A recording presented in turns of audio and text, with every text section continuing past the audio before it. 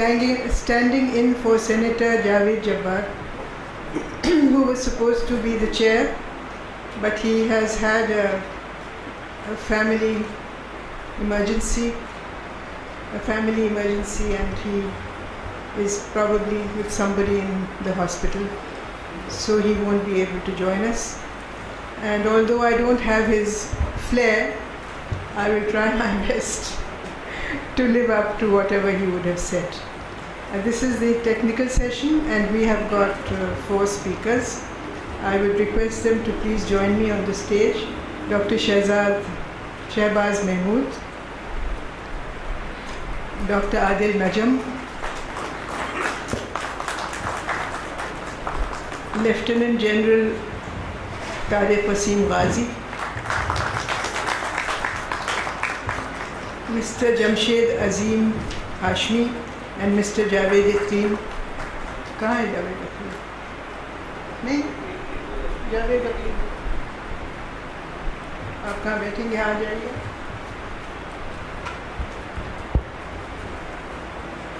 So we'll start this session with the first speaker, Dr. Shahbaz Mehmood. He will speak on Pakistan's climate change priorities. He works at the Global Change Impact Studies Center in Islamabad, where he currently heads the Climatology and Environment section. He has a lot of research to his credit in this field. He has served as an expert reviewer for the 6th Global Environment Outlook of the UN Environment Programme and the Hindu Kush Himalayan Monitoring and Assessment Program report, which he authored by the International Center for Integrated Mountain Development. He is a panel member or expert on the panel formed by the Ministry of Climate Change in Pakistan on the Karachi heat wave.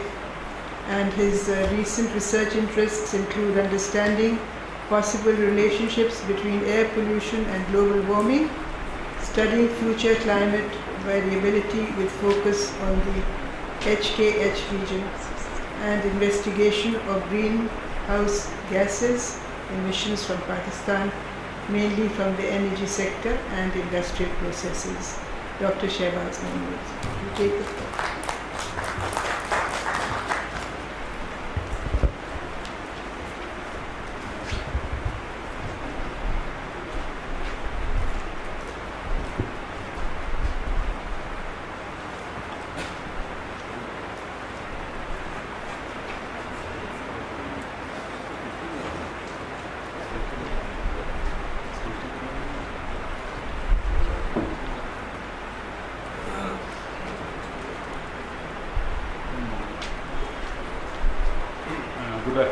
Good afternoon, everybody. I am really thankful to Dr. Masuma Hassan for inviting me for this very all-important conference on climate change and existential threat. And it's an existential threat not only for Pakistan, I think for humankind as a whole. And we need to think as a global community towards possible solutions to the menace of climate change. So I am really thankful, ma'am, for inviting me in this very beautiful city of Karachi. And totally, in my experience, it's totally different from what it's been shown on media. So it's really charismatic and beautiful city. And it's my first experience to be here. So I really feel privileged to be here and to address to this very august and very eminent gathering over here. So I have just generalized a bit the topic of my talk just to add a few more things in it. And I would start from what is climate. We heard a lot about climate, and we talk a lot and we try to associate, to some extent rightly so, many of the happenings around us with the climate change. But we need to understand that there are things which may be directly related to climate, and there are may not be directly related to climate change, but climate change can aggravate those. So I would just to give for those who are not very much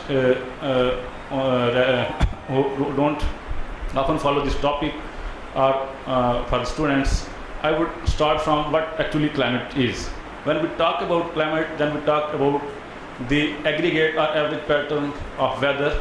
It's extreme, it's timing, it's spatial patterns, whether it is hot or cold, cloudy or clear, humid or dry, drizzles or downpours, snowfall or snowpack, or we have snow melt, blizzards, tornadoes and cyclones.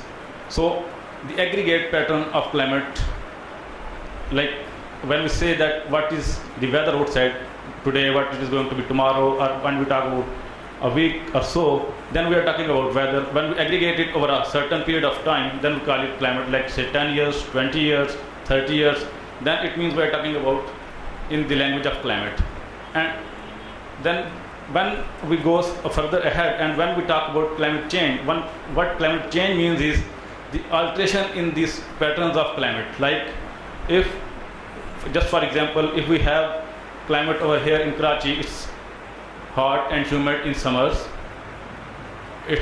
But if there is a slight deviation, it's long-term trend that it gets more hotter or it gets colder, then we say that we receive a certain amount of rainfall, and this is the pattern for many years, for say 10 to 20 to 30 years. But if there is a change in this pattern, then we say that there is some change in the climate of that particular region. And then the next question comes, whether this change is, can we attribute it to human activities or it is natural? Because there is a natural pattern of climate variability, and then there are human activities. So in a sense, it's really a complex kind of relationship between climate change, human-induced and natural. But still, based on the literature published for last so many years, it's now with a greater confidence we can say that climate is changing, and mainly it's because of it's human-induced. And we have very compelling clues available with us. So, and a slight change in temperature, like we talk about an increase in temperature of around 0.5 degree or 1 degree or above the mean global temperature change, it can bring huge changes. So it's not merely about measuring the temperature rise, the change in average mean temperature, but it's about how it is going to change the patterns of different phenomena related to it. So commonly what we associate with climate change, or what we say, we hear a lot, and the scientific findings support that one of the manifestations of changing patterns of climate change or global warming is increase in the intensity and frequency of extreme events. So we relate climate change with extremes. So here the graph, now you can see, they show the top graph shows the temperature and the bottom one shows the precipitation. So it shows the distribution of the temperature and precipitation in the present or a climate that we have. If we alter the climate, what happens? If you look at the top right graph, the mean of temperature is shifted. When the mean of temperature is shifted, then what used to be your cold extremes, they have just disappeared. So means either you don't have a cold extremes or you will redefine your cold extremes. And if you look at the red and pink portion, you see a clear increase in the hot extremes, at least for the people who are not used to for that kind of temperature, or human body is not immune to that kind of temperature. Similar is the case with the precipitation. When with the changing climate, with the increasing temperatures, the extremes of precipitation are also going to increase. So this is how we can associate climate change and climate extremes. And how it happens that we know that there are greenhouse gases. There is certain concentration of greenhouse gases in the atmosphere is necessary to have life here, because in the absence of greenhouse gases, the temperature of Earth would be around minus 16, average temperature would be around minus 16 to 17 degrees Celsius. But what we have today is around 15 degrees Celsius, and that is because of a certain amount of greenhouse gas concentrations in the atmosphere. But if the concentration is disturbed, if it increases further, we know that the property of greenhouse gases is to trap energy, the solar energy, and that would increase the temperatures. The main greenhouse gases, when we talk about greenhouse gases, no doubt water vapors are one of the major greenhouse gases. But when we link climate change, greenhouse gas emissions with the human-induced climate change, and we link it with the climate negotiations, global climate negotiations through United Nations forums, and then we focus on mainly three greenhouse gases: carbon dioxide, methane, nitrous oxide, and then there are fluorinated gases which are emitted as a result of some chemical reaction. So these are the gases which are mainly our main focus when we talk in terms of global climate mitigation efforts. So this graph over here, you may have seen it before.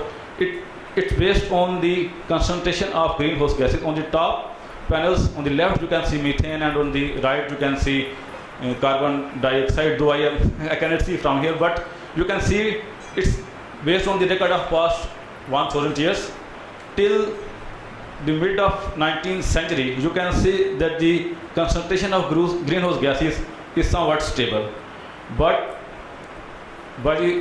after that you can see since the start of the Industrial Revolution there is a sharp increase in the concentration of carbon dioxide and methanes, which are the well-known greenhouse gases. And the graph below shows the past 1000 years record of temperature anomalies. The anomaly means deviation from the mean behavior of the temperature. So you can see that again it is following the similar pattern as in the above graph.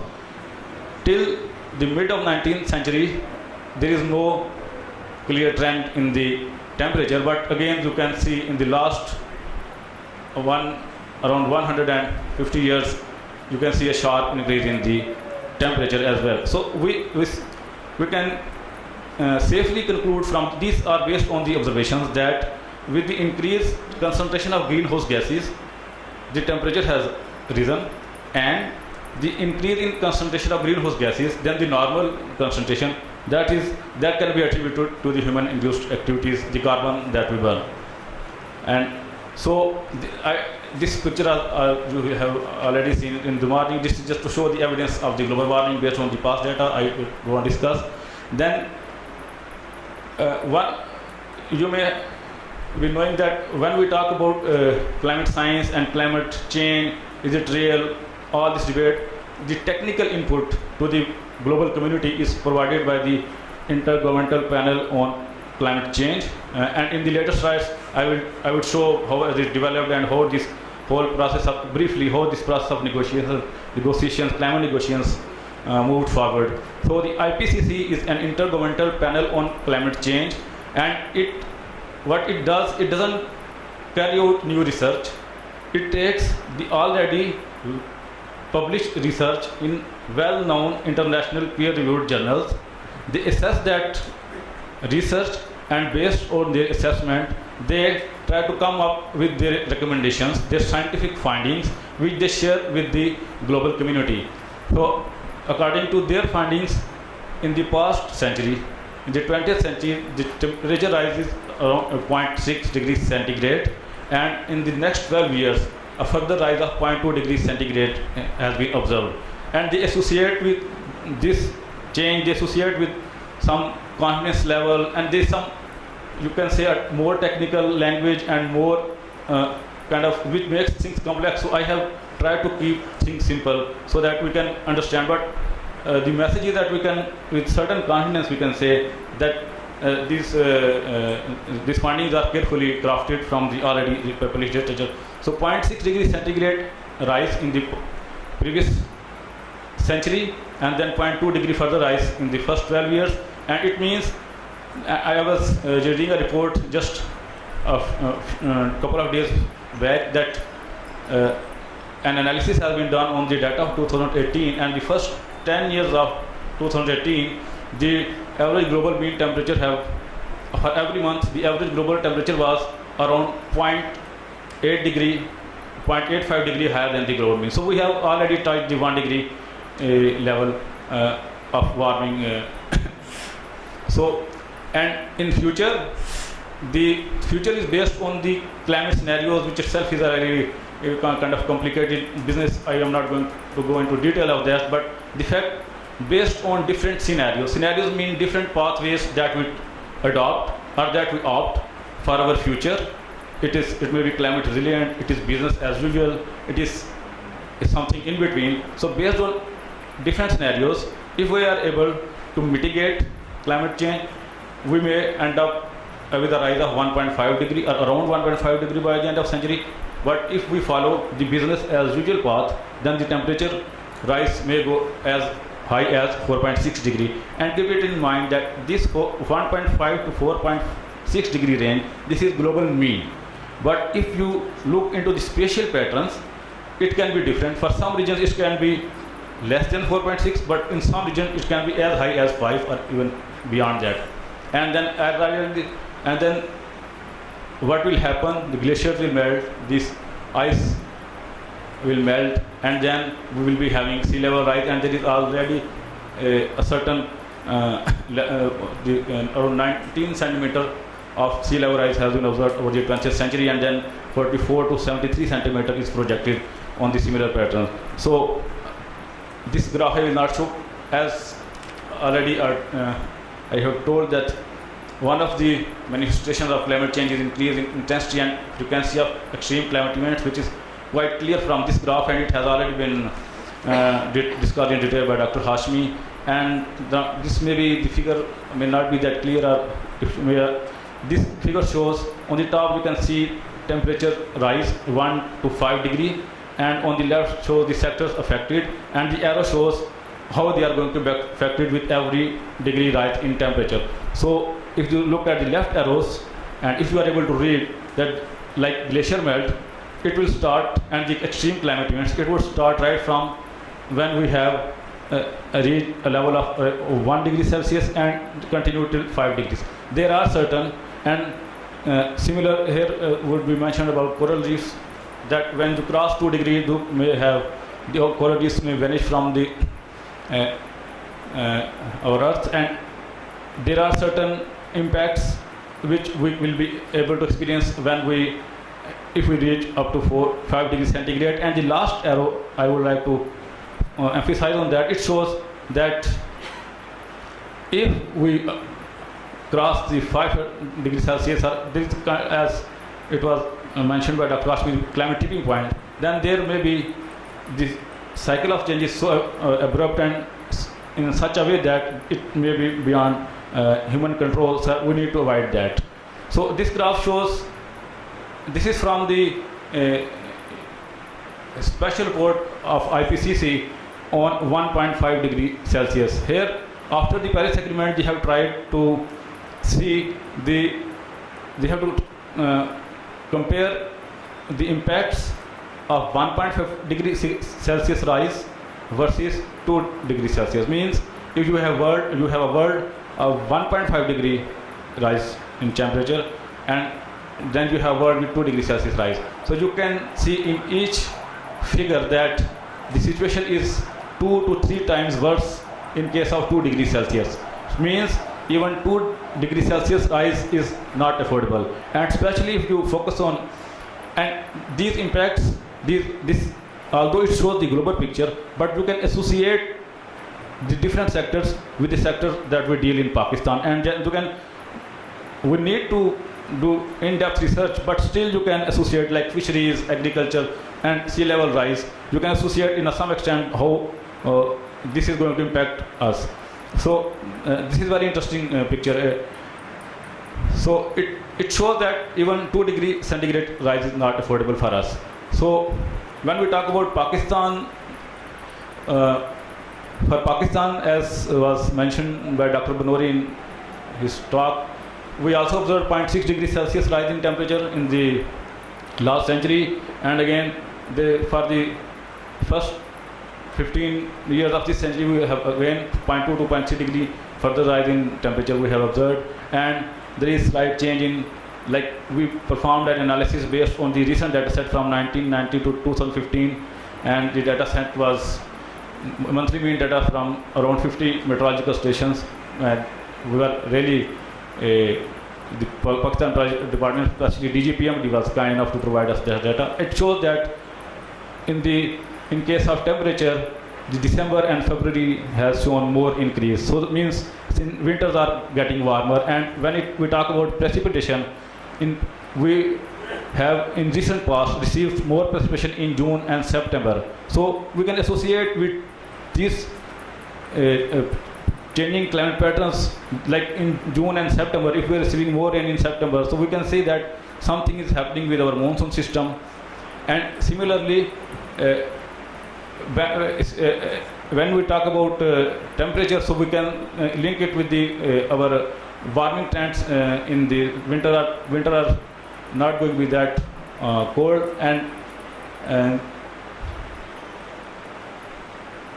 then here now, before I talk about what the future climate projections say about Pakistan, here I am just trying to show you the emissions that we contribute to the world. It is, whenever you listen to a talk about climate change, you would definitely listen that our contribution to the global emissions is very less. Very true, we have around 0.8% contribution. But if you look, our contribution has in 1994 inventory that we developed, it was around 188 something million tons of CO2 equivalent, but it has increased to 400 in 2015. So within the Pakistan context, we can say that there is significant increase in the emissions, and the main contributors are agriculture and energy sector. And this graph may be a bit complicated, but I would like to make it as simple as possible. I would like to explain it. This graph shows, if you look just at the top right corner, the numbers, this graph shows projected temperature changes over Pakistan by the end of 21st century under different scenarios. Different colors show different scenarios, different pathways that we can adopt. And the message from this graph is, and this analysis is based on around 50 global circulation models. Like, it's kind of robust result. It's not merely just one based on one model or one experiment. You can say it's based on around 50 experiments performed to construct future climate projections for Pakistan. So, and we have adopted similar methodology that is adopted by the world community when they look into the global climate patterns. So for every scenario, by the end of 21st century, the temperature rise over Pakistan is around 1 degree higher than the global mean temperature. So we are in the regions of the globe where the temperature rise would be higher than the global mean temperature. So this graph shows the comparison between northern parts of the Pakistan with the southern parts of Pakistan. So more warming is projected in the northern as compared to southern parts of Pakistan, and here we have performed province-wise analysis, and the dotted line shows the mean temperature increase over whole Pakistan, or Pakistan as a whole, by the end of 21st century. And you can see that the provinces and regions in the north, like KP, AJK and Gilgit-Baltistan, their temperature rise is even higher than the mean value of the Pakistan. This graph again has already been shown. It shows the extreme, and the graph here, I think it's more relevant to the water section, but I just want to emphasize that if you look at the pattern, on the left hand side you can see the graph events. So in 175 years of data, if we look into that, there were around 175 graph events. Then in a period of 70 years we had 20 graph. Like, the number of graph events is increasing in a short period of time. And then we had 13 events in 10 years, and then 5 events in a time span of around 1 year. So if you compare that in around 200 years we had 44 events took 175 years to happen, while 20 events took 70 years. But then in the recent past, we had 13 events in 10 years. So if you compare these numbers, you can see that if 44 in 170 years, it's less than one event per year. But if you look 13 events in 10 years, can you hear me?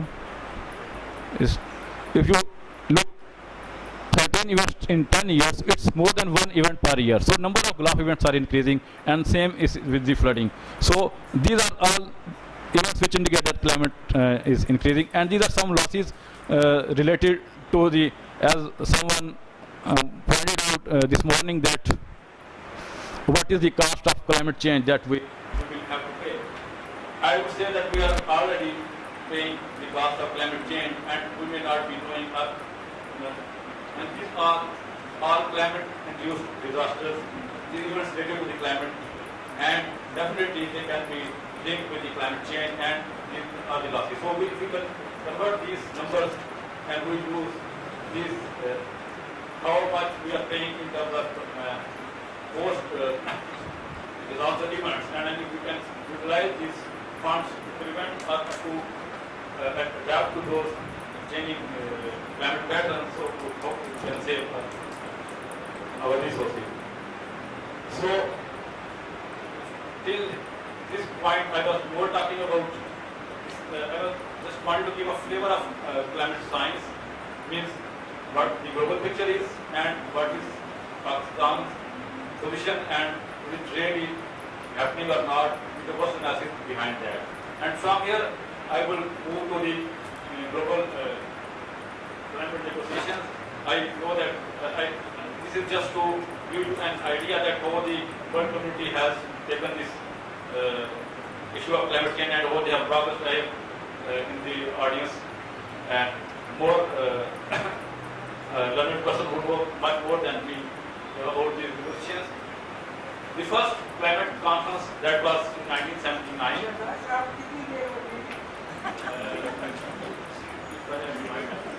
5 minutes. I studied at 10. So, okay, I will just finish in 5 minutes. So, from 79, there was first World Climate Conference, and in 1988, UNEP and WMO, they jointly established IPCC, which I have already told. Then in 1990, again in the second World Climate Conference, and then in the second World Climate Conference in 1990, it was thought that we need to have a treaty to deal with the issue of climate change. That laid the foundation for the establishment of a Convention on Climate Change, which is now well known as United Nations Framework Convention on Climate Change, and it entered into force in 1994, and then its meetings, a conference of parties serving as meeting of parties to this convention, they started in 1994, and these are called COP 1, 2, 3, and the famous COPs that everybody having something linked with the climate change business is aware of this. And then in 1997 there was a famous protocol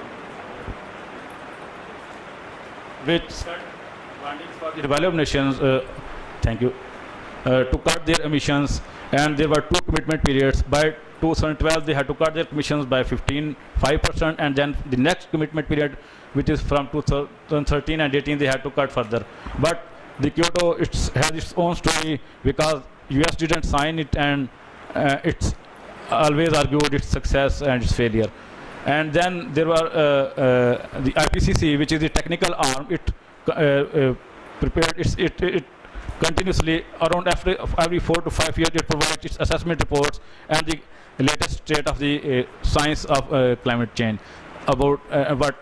And then in 2015 was the landmark Paris Agreement, and which urged the global community to mitigate the climate change and to limit the global warming to well below 2 degrees Celsius. And then in 2018, in the last year, the conference parties, they somehow agreed on the rule book for Paris Agreement. So this is all that is happening go to the climate negotiations. So this is, I will skip this.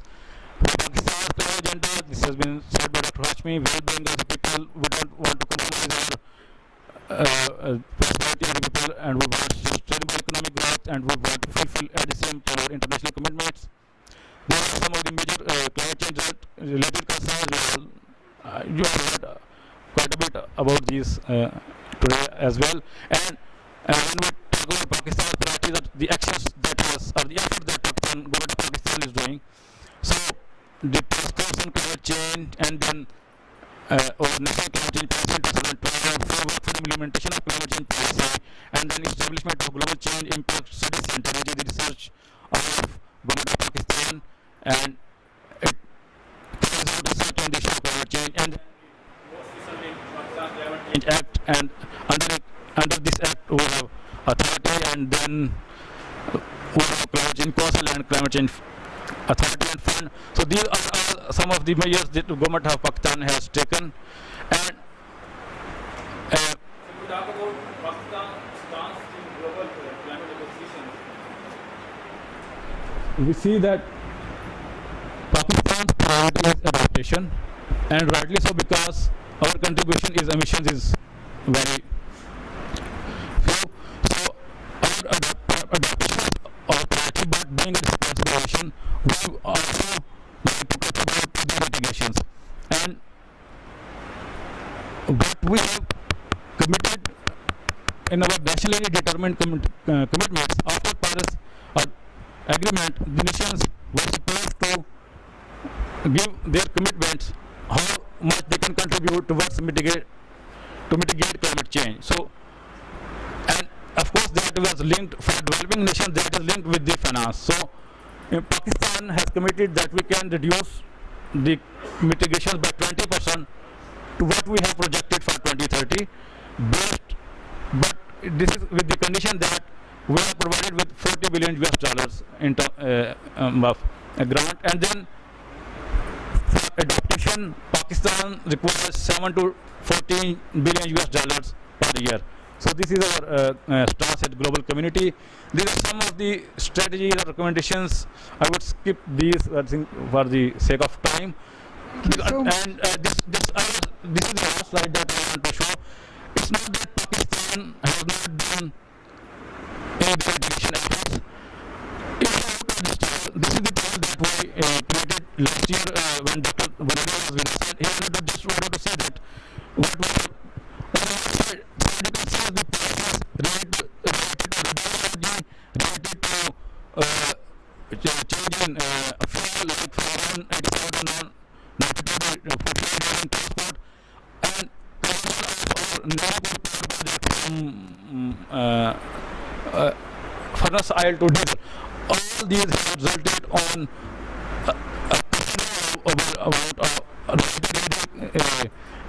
reduction in mitigations. So this is something which we have already done, and this would take our case with the international community that we are already serious with this, and then there will be opportunities we can tap international fundings. Thank you very much, Shahbaz. Thank you very much.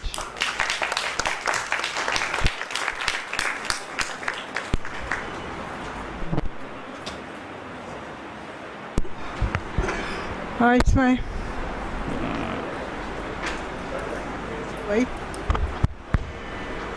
It's my great pleasure to invite Lieutenant General Tariq Waseem Ghazi to speak on climate change as a national security concern, policy options and recommendations. General Ghazi was a former Defense Secretary of Pakistan. He is one of our most gifted soldiers. He has achieved the highest honors in his career. Presently, he lectures at military institutions in Pakistan and abroad, and he participates in several Track 2 diplomacy efforts and international forums related to national security and climate change. I was hoping that the speakers would speak for about 20 minutes so that we can have an interactive session later on. General Ghazi is going to speak on policy options and recommendations with respect to national security. General Saab, the floor is yours.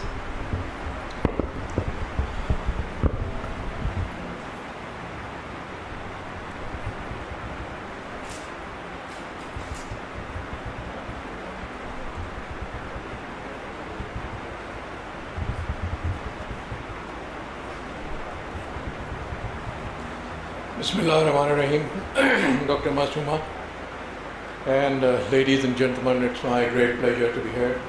And thank you for this kind invitation to address you on something that's occupied me for almost about 10 years now. And I remember when I first started doing research on climate change as a military man, and started talking to people, the first reactions were not very enthusiastic, and a lot of people turned around and said, "Yeah, they can ये फौजी climate change में भी घुस गए." So it has taken 10 years down the road for people to now understand that yes, there is a linkage that the military has to climate change that must be recognized. Now, why I got interested in is related to this slide. It's something that a lot of us may not be aware of. But in 2009-10, when the Arab Spring revolutions were taking place, I was doing some research and finding out why and what the reasons were behind it were. And I was able to find that the Arab Spring was directly linked to the warming of the Gulf of Mexico on the south coast of North America. Now this is a very tenuous kind of a collection, and people would say warming of the Gulf of Mexico and Arab Spring, and what is the connection? The connection is here. There is a jet stream that flows on the eastern seaboard of North Atlantic, and it goes, touches the Arctic Ocean and Greenland, and then comes back on the western seaboard of Europe. It starts off as a very warm current in the Gulf, and it cools down as it passes through Greenland and comes back down south. Now this warm current became unusually warm because of the year 2008 and 9. The result was that the condensation that occurred as it cooled down around the Arctic was mixed up with the jet stream that flows at the North Pole. It's the kind of circular currents that drive climate patterns. And it occurs on a normal basis in the manner in which that condensation goes up and then falls down as snow and rain at different places. There's a predictable pattern. But because of this high rise of the condensation, the jet stream was able to carry this moisture further out into some areas, depriving the traditional areas of the rainfalls. So the result was that the crops in Ukraine failed in 2009 and 2008. There were torrential rains that took place in the Himalayas that led to floods in Pakistan and in Afghanistan.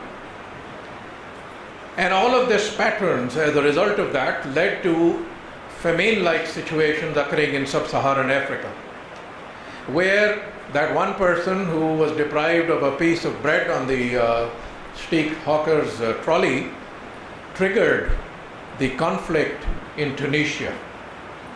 The fall of that government, subsequent migrations and near climate famine situations in Chad, Niger, in other parts of sub-Saharan Africa, resulted in further societal tensions, the deployment of troops, the harbinger of more terrorist organizations and so on, and the deployment of the military to actually fight those threats that had occurred indirectly as a result of it.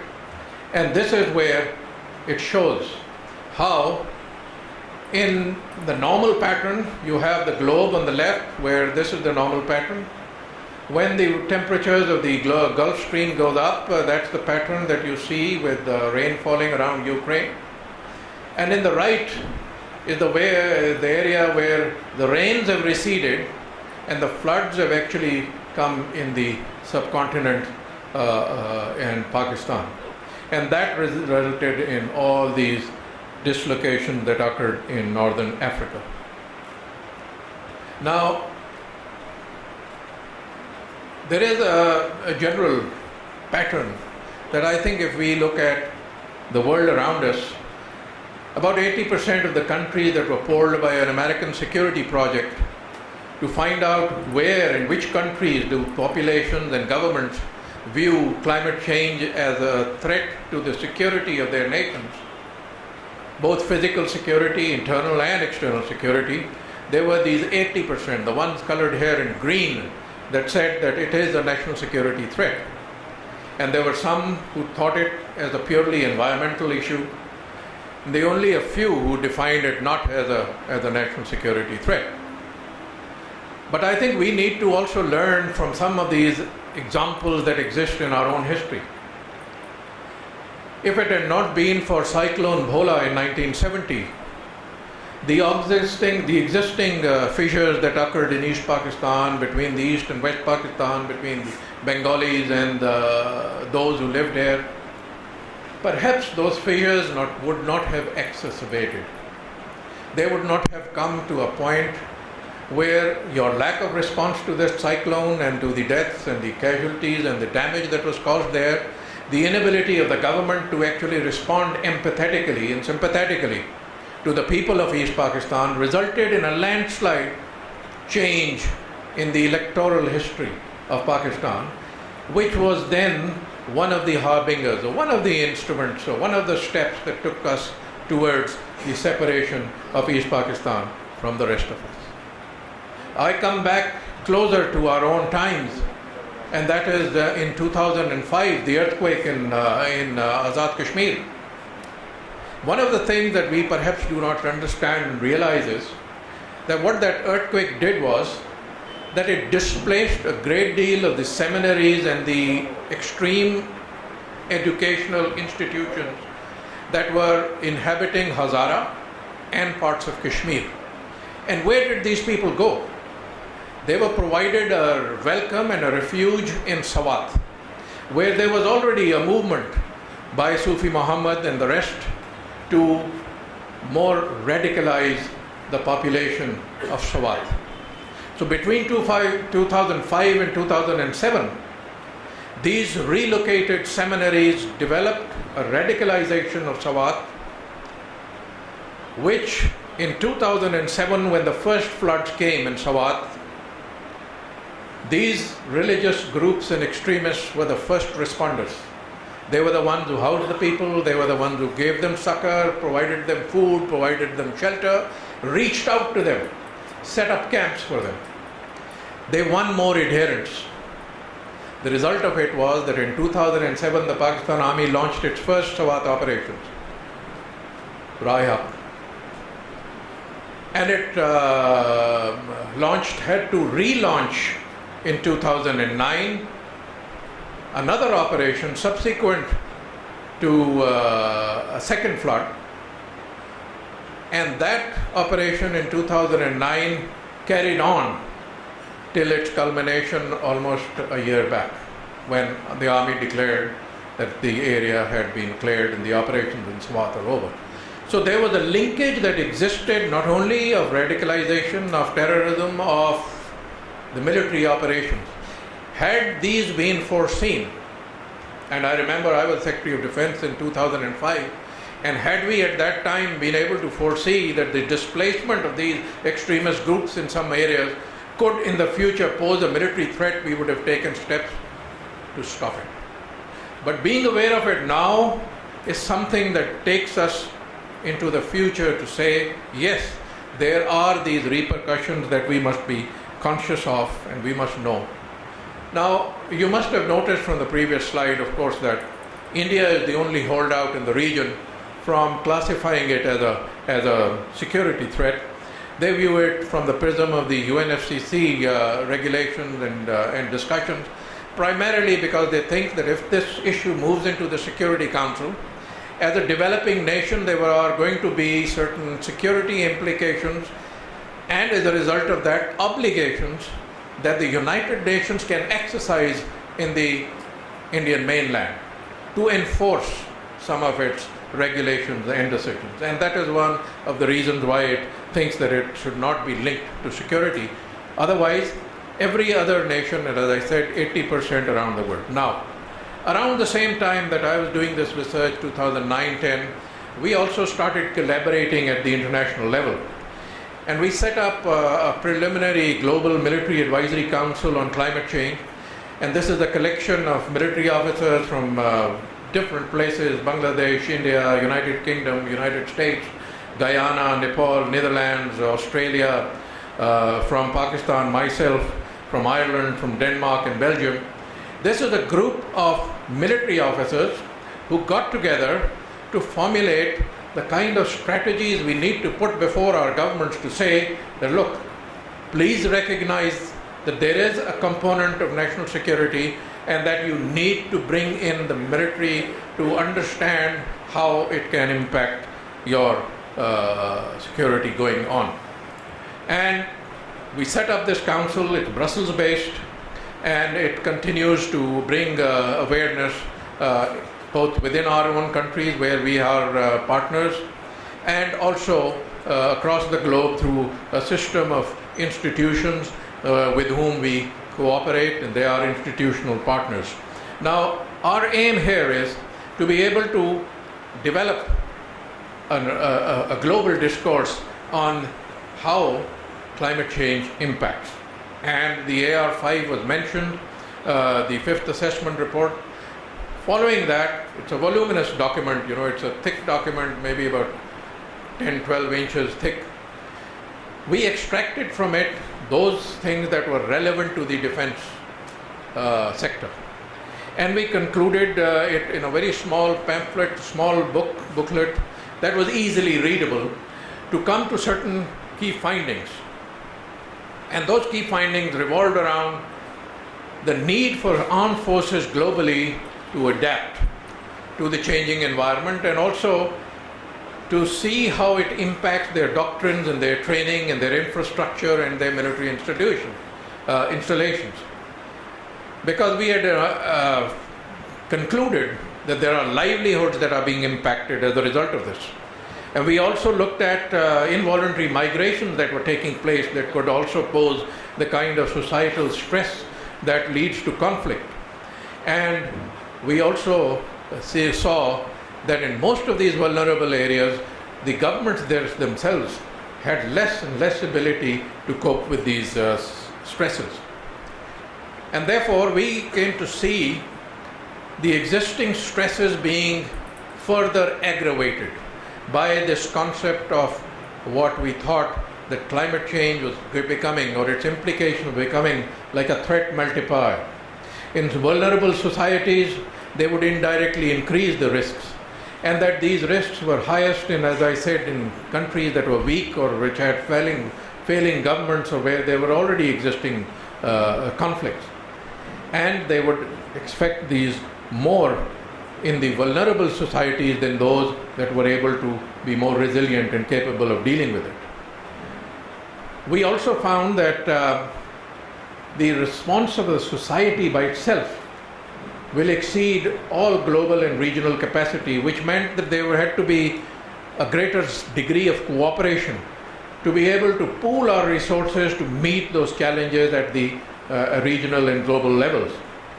And we particularly picked out issues that concerned us most, and these were populations that would be displaced by these extreme events and weather and sea level rises, the spread of infectious diseases, and the lack of food and water that will bring in the military to provide help and whatever. We also looked at the facilities that would be affected by the sea level rises and relocation of those installations. And we also recognized that as major fossil fuel users, the military forces would have to reduce their own greenhouse gas emissions, which meant they will have to go for alternative fuel, they will have to get into more fuel efficient vehicles. And in fact, in areas like in Europe, where the fight against climate change leadership takes place. The military forces in Europe are even considering the way to fight clean. You get explosives that do not spread pollution. You get ways of eliminating populations in a manner, or conquering areas, or decimating installations without damaging the environment as such. So fighting clean is also one of those things that is now something that the military has started owning up and looking at in terms of the development of the future weaponry, future doctrines, and future tactics, and passing laws that will ban the use of certain weaponry, the use of certain tactics, and the use of certain areas for this purpose, because they are environmentally threatened. And also, as I said, the ability to share resources. We also recognize that it will increase rivalry between the states, and that it will shape our national security policies. And all of this security background will occur because there is an interrelation and there are interactions of so many different factors that take place.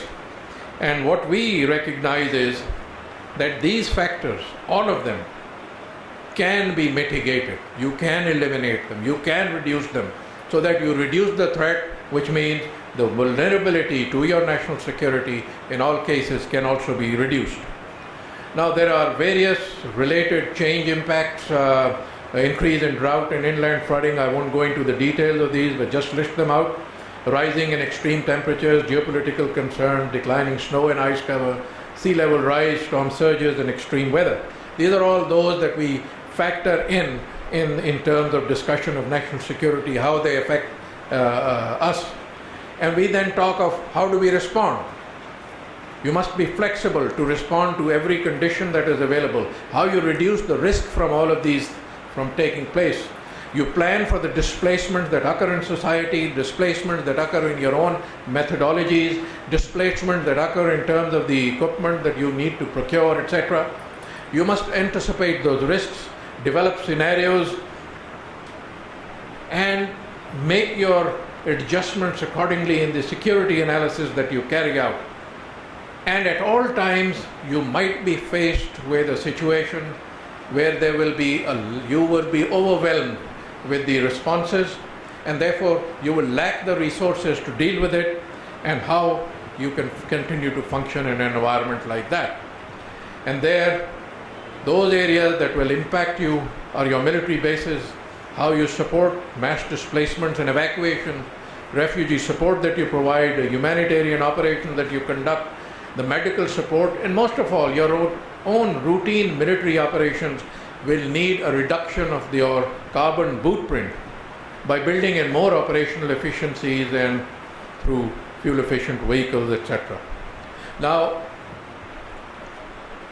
as a consequence of all of this, we at our global council have issued different papers. We've looked at climate change and security in Africa, and I, along with a Bangladeshi Major General and an Indian Air Marshal, co-authored a report that said climate change and security in South Asia, and our key message in that was that it is necessary for the countries of South Asia to cooperate in the interest of peace.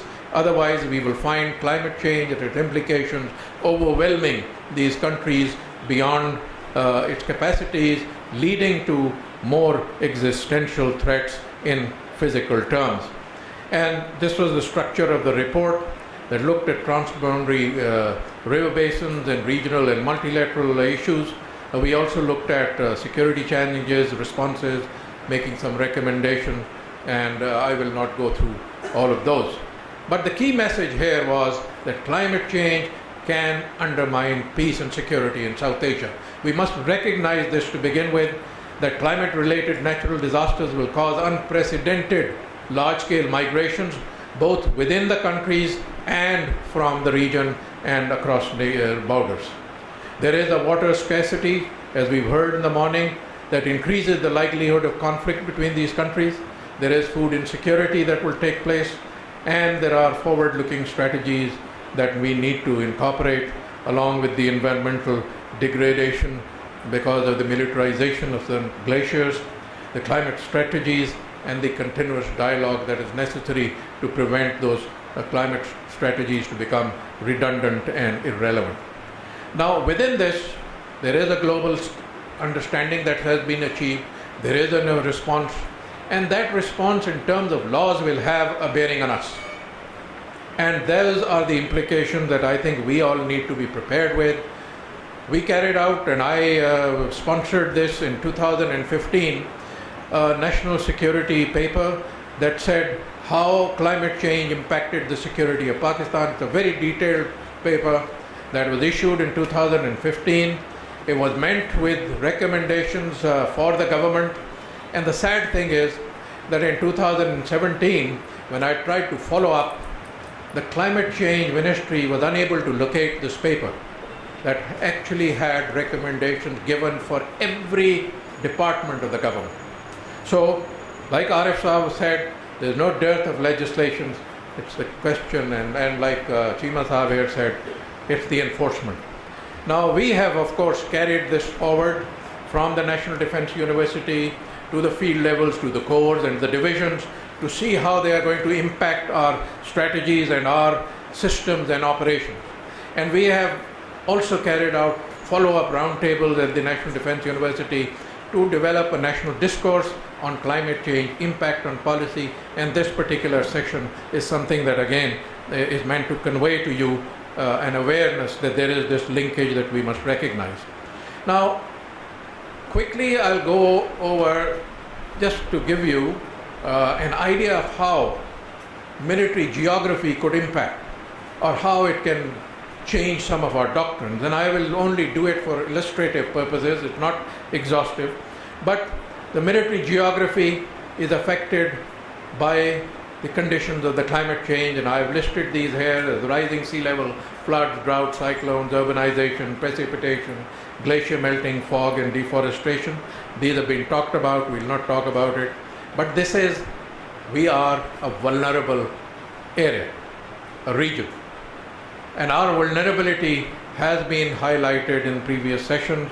Again, something that we need to keep in mind when we see how our habitats are being destroyed, and glaciers are melting, and frequency and intensity of extreme weather events, etc. are increasing, and there is this cyclic pattern of droughts and floods, droughts and floods, and droughts and floods that are taking place on a regular basis.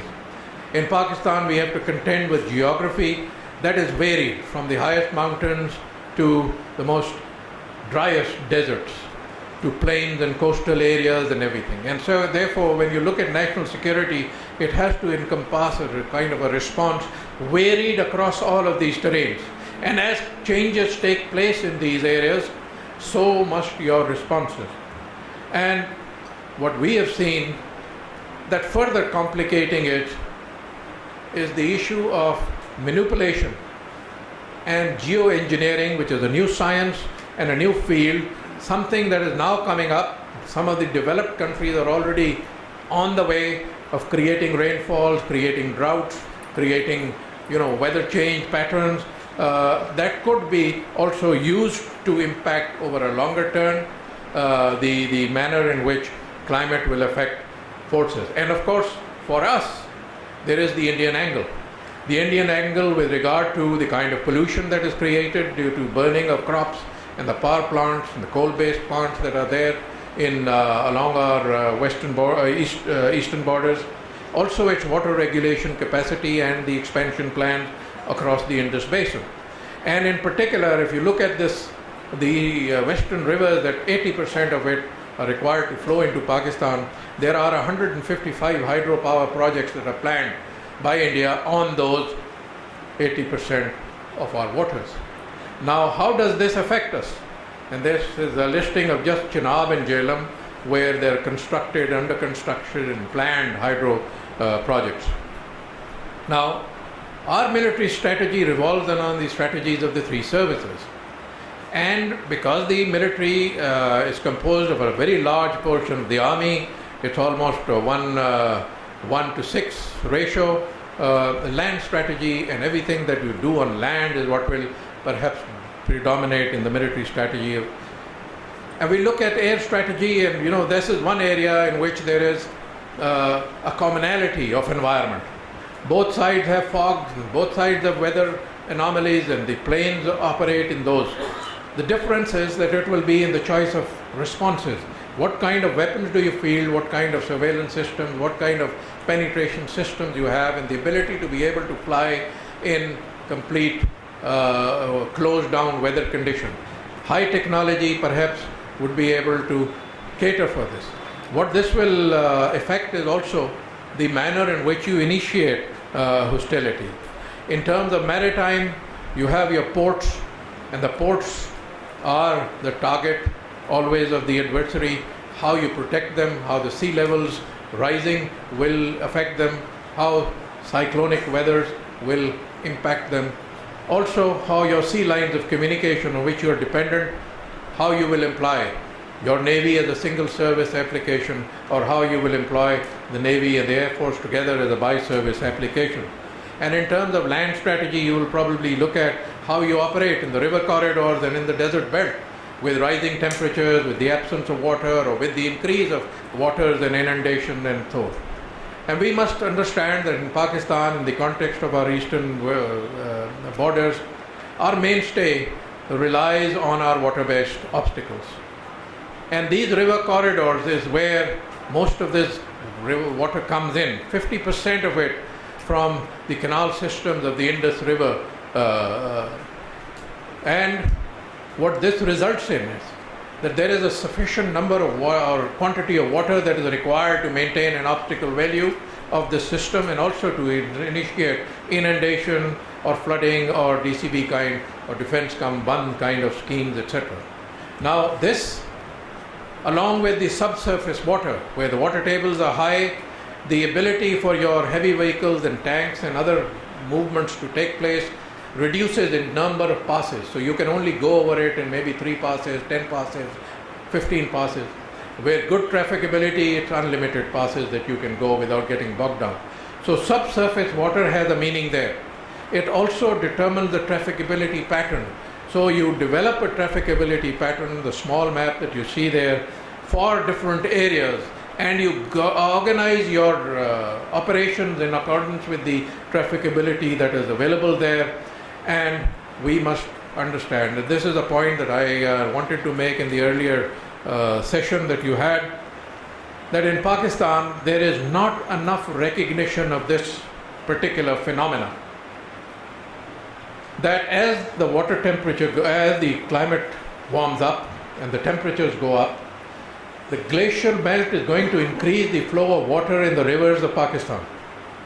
It is projected that till 2035, these rivers will get into the more and more into the flooding stages. That will lull us into this complacency that pani to bahut hai. That we don't need to worry about it, and therefore flood irrigation karna hai to kare, inefficient hona hai pani ke saath to ho jaye. But 2035 to 2050 is a period where it will level out. And after 2050, there is a projection that by the end of this century, the river flows in River Indus will be down by 70%. If that happens, how are you preparing for it? Now that is something that I think we must take into consideration. And of course there is this ability for India to pond water and then be able to discharge this into the areas in which these operations are to take. And therefore this is the major conclusion that you need to make, that your reliance on canals and on these systems being recharged is linked to efficient water management and reservoirs. Now, we've talked about what we need to do at the national level, but we also need to look at how disaster management, because that's one of the first options for the military, they are the first responders, how they will take place, how they will enter disaster preparedness, and what they need to do to be able to take this. And the military itself needs to look at its own, I'm just finishing, military needs to just see on its own that there are these areas in which its own doctrines and its own training and its awareness campaigns and modules need to be created so that there is an ability for us to foresee events and see that the way ahead is linked not only to this political willingness in our global participation, but also our ability to limit some of those negative effects. And this choice for us is to be made. We could either wait for nature to take over, or we could start acting now to make ourselves resilient. And in the Pakistan military, we've already started taking consideration of a lot of these factors to be able to see what equipment to induct, what doctrines to make, what kind of operations to conduct, where to conduct them, and how to be able to take care of these future problems. Thank you very much.